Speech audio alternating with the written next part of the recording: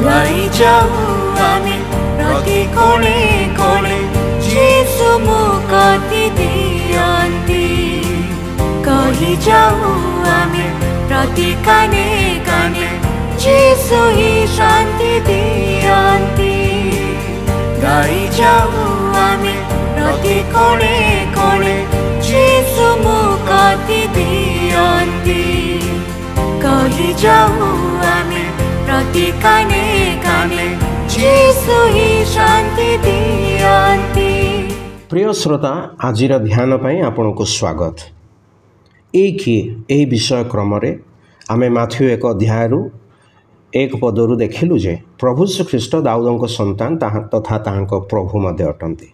दाऊदଙ୍କ संदर्भ में तुलनात्मक भाव कही प्रकाशित वाक्य 3 अध्याय 7 पदरे प्रभु जीशु कहते जे ताहाଙ୍କ हस्तरे दाऊदଙ୍କର चाबी अछि।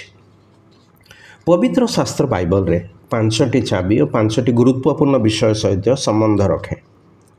प्रथम स्वर्ग राज्यर चाबी बा कंची, यह स्वर्ग सहित संबंध रखे।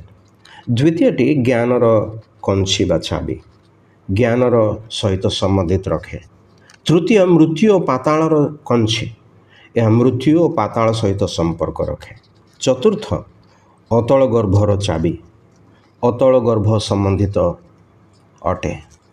पंचम दाऊदଙ୍କର चाबी, जहाँ दाऊदଙ୍କ तथा तांको परिवार संबंधित अटे। चाबी रखिबा अर्थात अधिकार धारण करिबा, क्षमता पाइबा।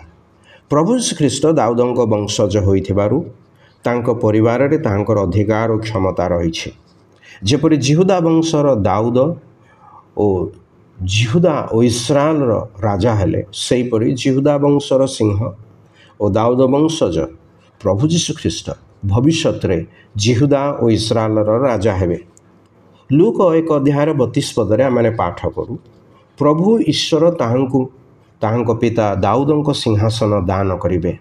प्रिय श्रोता, प्रभु जीशु जे केवल जिहुदी मानक राजा अटंती ताहा नुहे, से सर्वजगतर राजा मध्य। से सहस्र वर्ष जाए राज्य करिवे, यह निर्विवादित सत्य। अनेक जिहुदी माने ताहांको ग्रहण करि नाहंती, मात्र जो माने ताहांको ग्रहण करिसंती सेमानको परे ताहांकर अधिकार, क्षमता, प्रभुता रहिछि। तेबे आसंतु ताहांकर हस्तरे दाऊदଙ୍କର चाबी अछि। आउ से जेतेबेले इस्राएलर राजा केवल नुहंती, मात्र सर्वजगतर मध्य सेही प्रभु श्रीख्रीष्ट को आम जीवन राजा करू। पुणी यह ज्ञात हो जे एक ही